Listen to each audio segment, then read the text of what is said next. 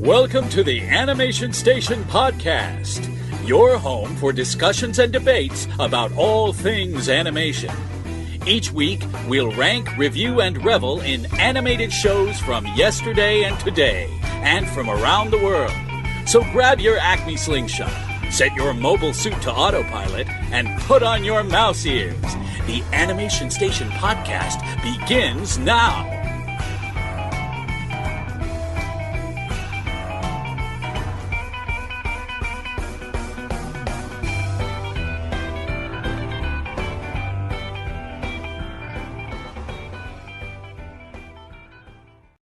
Greetings, and a Happy New Year to each of you.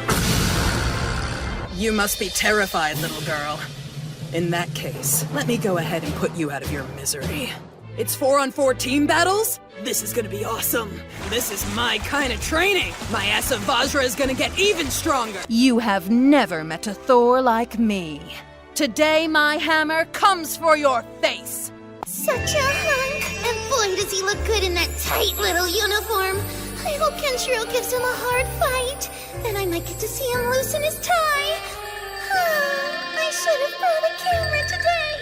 You can say no to me, but what about Warden Yakushiki? What a dreamboat. I could just ride him straight to sea. Jackpot! You're a naughty boy hitting a girl like that. You need to be taught a lesson. Now this is what I'm talking about! If you like that, you're gonna love this. Hey guys, welcome to a very special episode of the Animation Station Podcast. My name is Josh. My name is Gavin. And we're joined by very talented voice actress, Marissa Lenti. Hello, thanks for having me on, guys. It's our pleasure. Yeah, thanks for coming on. We really appreciate it. We're excited For about sure. this. All right, Marissa, do you want to tell us a little bit about yourself? Sure. So my name is Marissa Lenti. I'm 24 and I'm from New York. And I've been a voice actress for about 4 years and about 2 years doing anime. Excellent. Nice. So you're in Texas now, right, with Funimation? Mm-hmm. Wow, what was that like going from New York to Texas? Very jarring. It's bet. way warmer here and it's way quieter here. I bet that was a culture shock. Oh, yeah.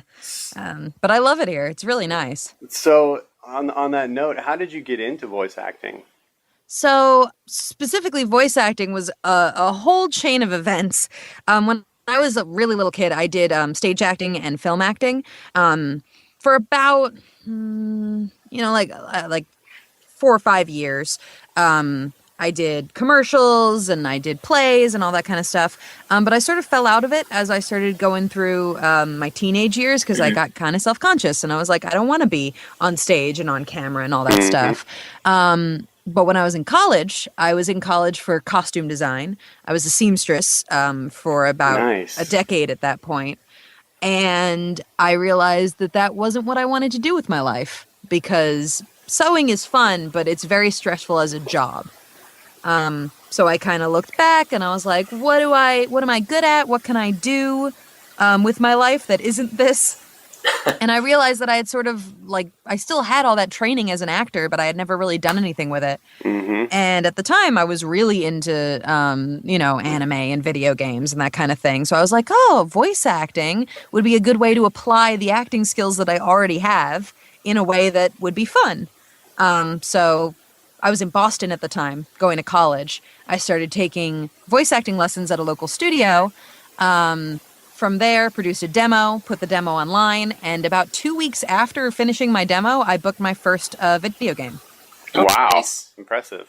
So from there, I just kept doing stuff from home. It was all from home when I lived in Boston. And then after I graduated college, everyone was like, where are you going to go next? And I was like, no break. I'm going straight to Texas. I didn't stay at home at all. I didn't stay in Boston at all. I went straight here because I knew that if I stopped, I wouldn't be able to keep the momentum going. Yeah. So I moved down here and immediately started, getting into, the Texas scene and talking to people. And that's how it kind of all started. Wow. So you said that you were a fan of anime and video games before. Do you have anything that's like your favorite?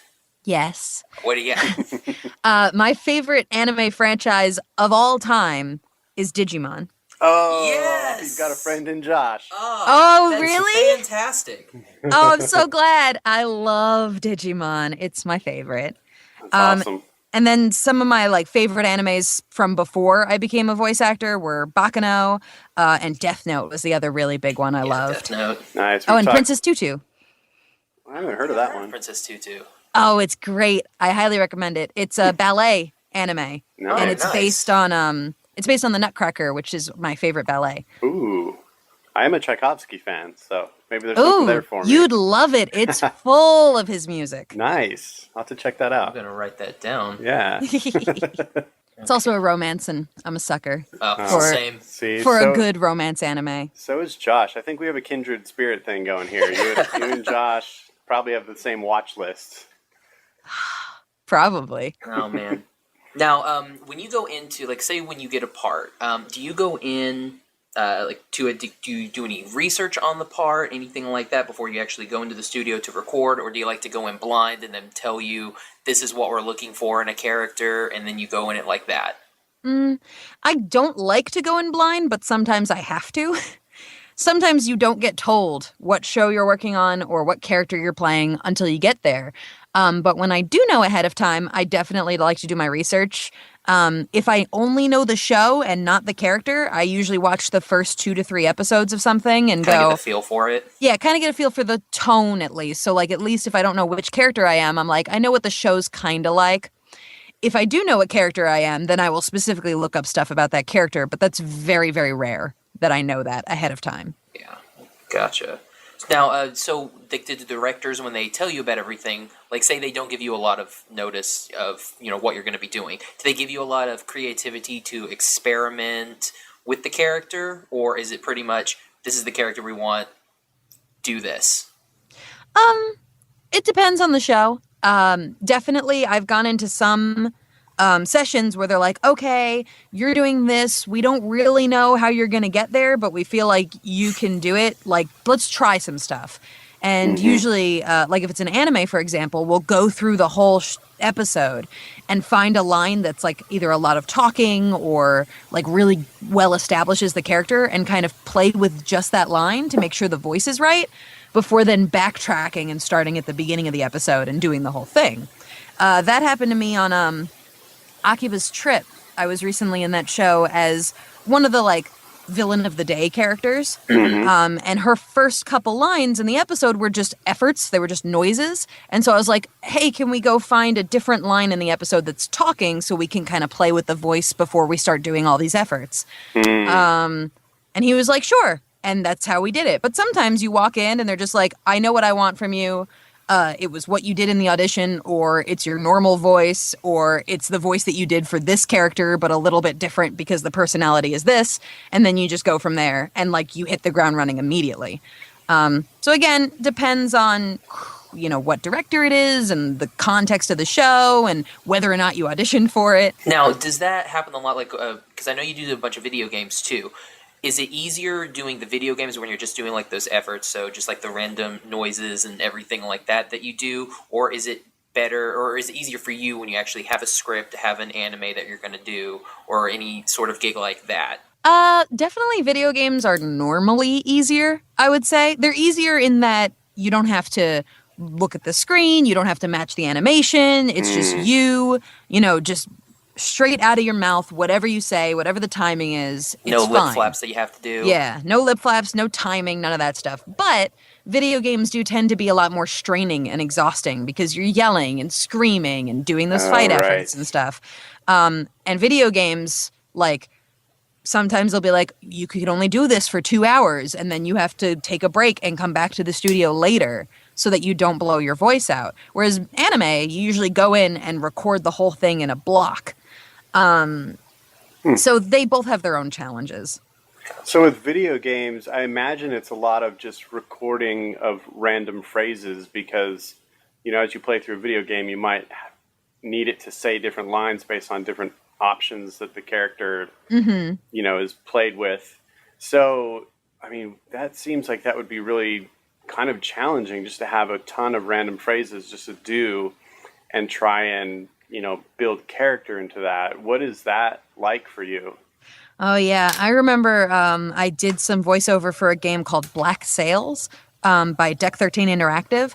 I played the main character in that, and it was like a mystery, find the object kind of game. Oh yeah, one of those little point and clicks. It wasn't a point and click. Oh. The character did walk around the Okay. 3D space, but it was similar in that you were clicking on stuff and Oh yeah, I mean, finding. I didn't mean. I meant like clicking on like the items like on the wall to reveal Oh yeah, something. yeah. Yeah, it was like a Yeah, 3D that's not a point like and click. I don't know what I was thinking. it's like similar, but it has a little more gameplay built into it because you're walking around. And that character, she only spoke to like one or two other characters throughout the entire course of the game, but there was a lot that you could say to those characters. And so I had this huge script. It was really thick, and it was just like, if he says this, if he says that, if this happens, if you have this item, then this changes. And so it was a lot of me like saying almost the same thing, but very, very slightly different. Right. And those are really challenging sessions. But luckily I had a good director who was like, walking me through like, this is the context, this is what you're responding to. Or he'd read the other character and I'd be like, okay, I understand like where I'm supposed to be. But it was hard to, sometimes the character would get to a place where like she's really distressed and then we would reset. It's like, okay, this is back to the beginning of the conversation. Right. And you'd have to take all of that emotion out and start over. But, in the end, it took like a good couple hours, but we finished the entire game. And I was like, all right, I don't really know what happened in this game. Like, it seemed like a lot of just talking to people. And we also recorded, I think that game has like 4 or 5 different endings. Oh, wow. So I'm like, I don't know what was real and what wasn't. Because some of the endings are like crazy different from each other. And like there's a character who might have been a ghost the whole time, but in one ending, he's totally not a ghost. And in one ending, it's something different. And I'm just like, I don't know what was real, but we finished. Nice. That sounds like a crazy challenge. Wow. Do you have any favorite directors or studios that you like to work with the most? Because I know you've done some stuff with Rooster Teeth, some stuff with Screw Attack, Marvel, Funimation, everything like that. So do you have like any specific thing that you really like doing the most?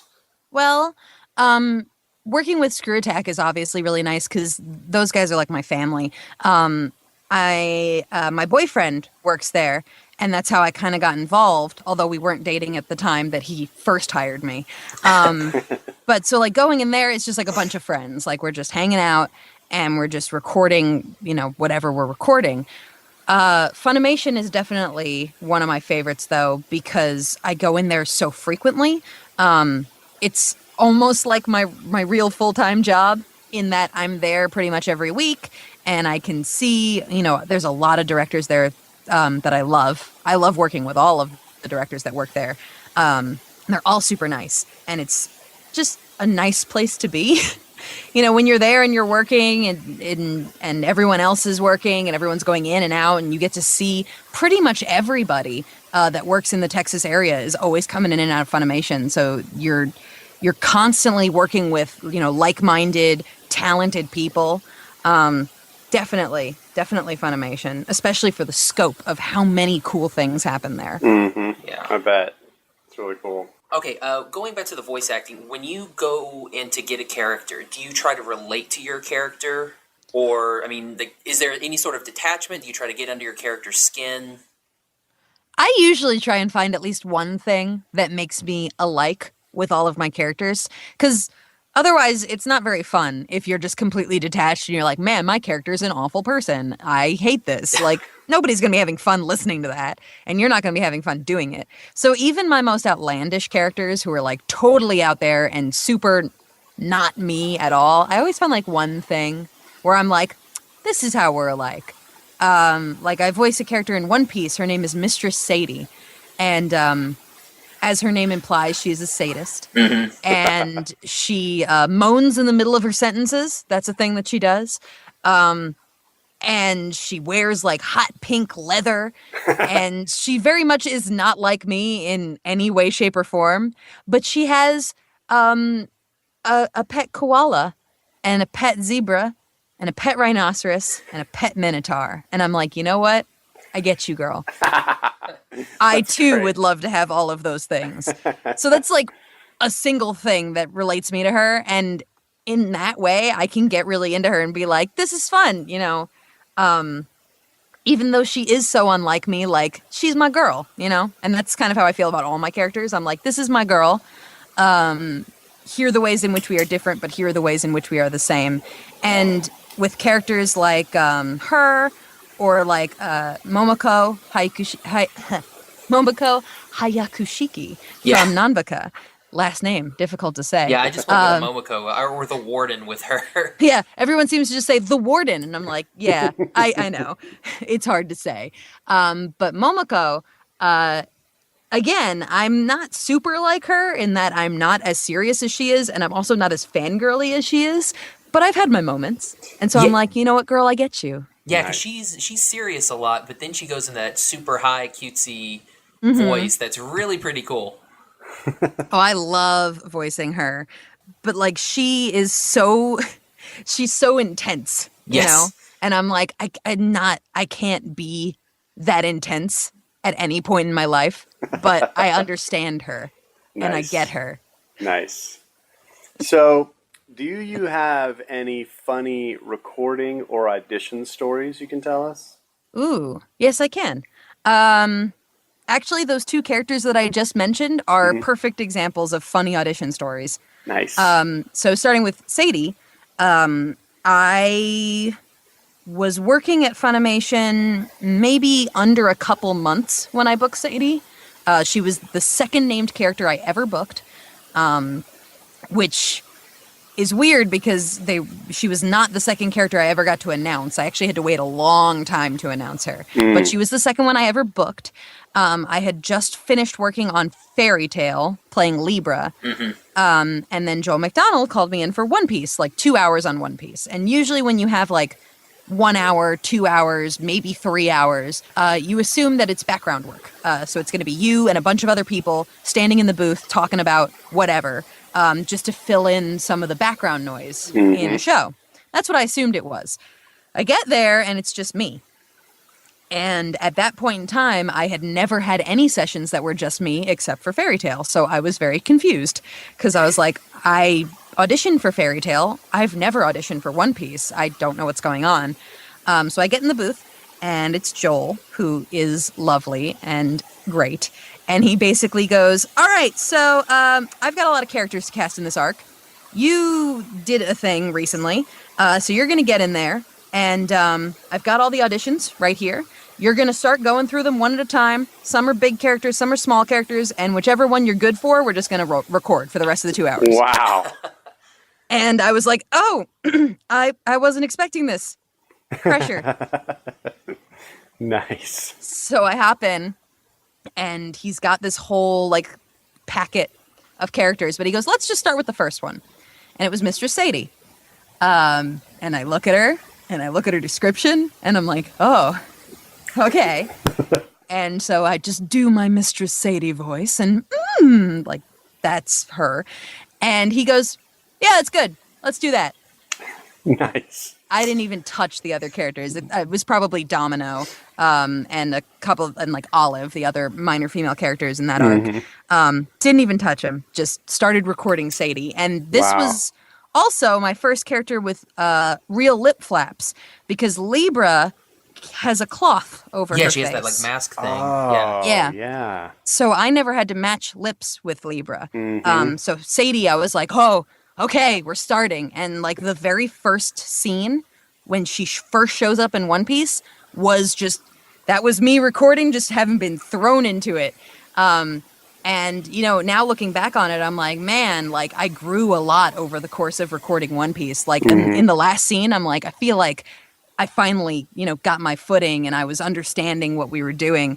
And then I was able to take those skills and apply them to Eclipse Libra back in Fairy Tail, because Eclipse Libra also had lip flaps. But like Sadie was my big like growing thing. And then for Momoko in Nanbaka, that was a simuldub. So when I auditioned for her, nobody knew that she did that high-pitched squeaky voice. Ooh. I auditioned for her based off episode 1, and in episode 1, she only speaks very seriously. And I leave, and then I see episode 2 go live. And in episode 2, she does the squeaky voice. And I text the director in a panic, and I'm like, oh my gosh, I just saw the new voice. That's got to be so stressful for you because you didn't have anyone do that voice. Do you need me to do you need me to audition again? I can record something really fast. I've got a home studio. I'll just do it from home. And he goes, ha ha ha, you're already cast, so we'll figure it out. Nice. And I was like, oh, all right. So luckily for him and for me, it worked out well. And I'm having a ton of fun with her. But that was a loop that nobody was. And that's the thing with simulcast dubs is like sometimes you just don't know and you just hope for the best. And thankfully, like I was able to do something that he was happy with. He was really happy with, actually. And the fans are happy with, and everything's cool. But man, I got that text back from him while I was sitting in my car, and I just started laughing, like in my car by myself. I'm just like, I cannot believe this. Nice. Is there a lot more work with all these simuldubs that are coming out for you guys? Oh, yes. Because for us, you know, it used to be like every director had one show that was their, well, now we call them DVD dubs, but back then they were just normal dubs. Like, that's how dubs were done. They were made for the DVD, and then they came out on DVD, and then your dub was out. But now we have a distinction. There's simuldubs and there's DVD dubs. And it used to be that every director had a DVD dub, and that was it. Just one show. Now, every director has a simulcast dub and a DVD dub, and there is a day director and a night director, which also was never a thing. It used to just be one director in one booth. Now every booth is shared. So there's 4 times as many shows getting made at any given time. So for an actor, that's amazing. You're like, oh man, that's so many more shows that are happening. And if you're in a simuldub, you're coming in every week to do your character, if your character shows up in every episode. For directors, I imagine it's a nightmare. Yeah. But for actors, it's great.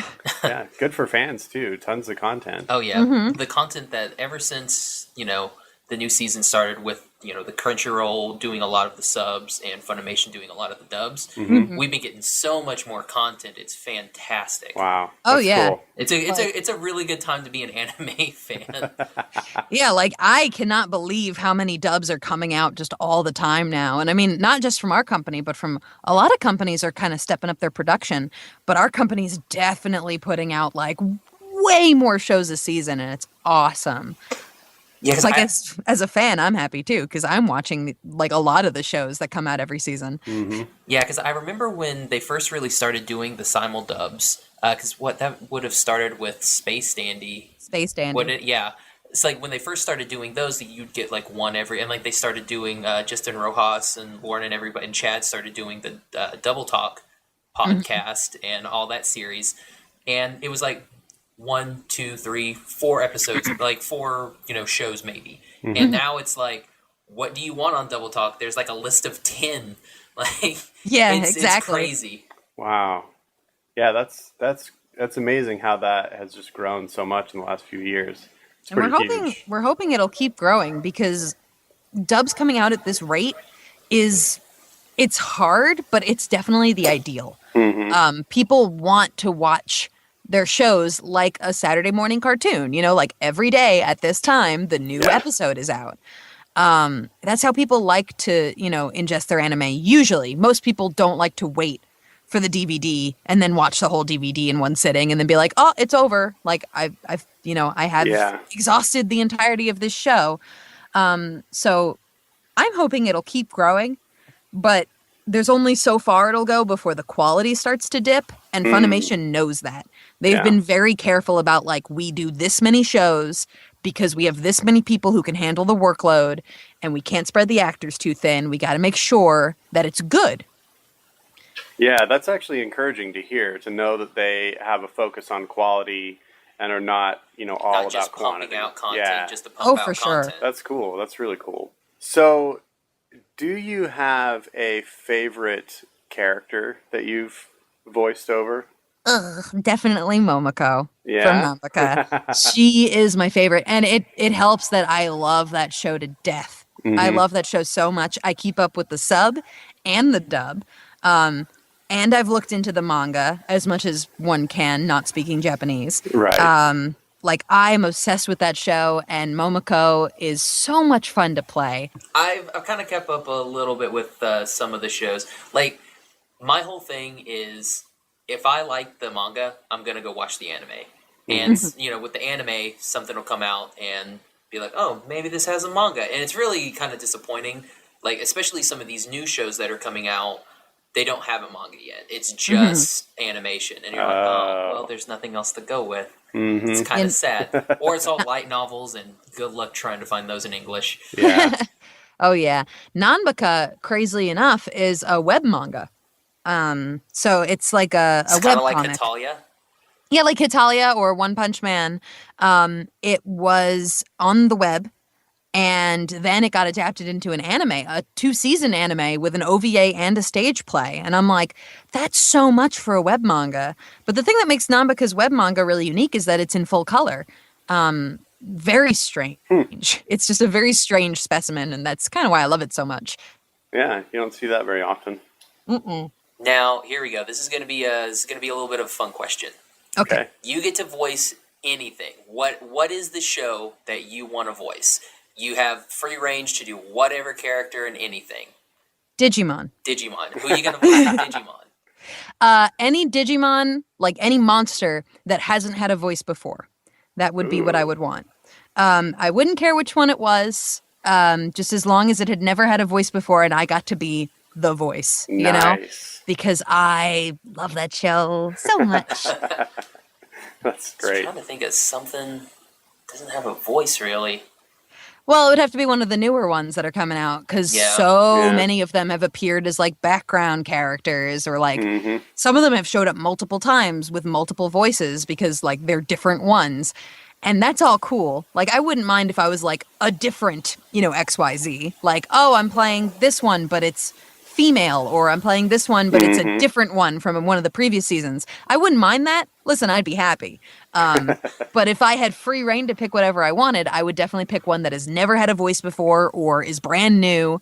I would just get to be like, that one is me, and it would be very easy to explain. Be like, that one is me.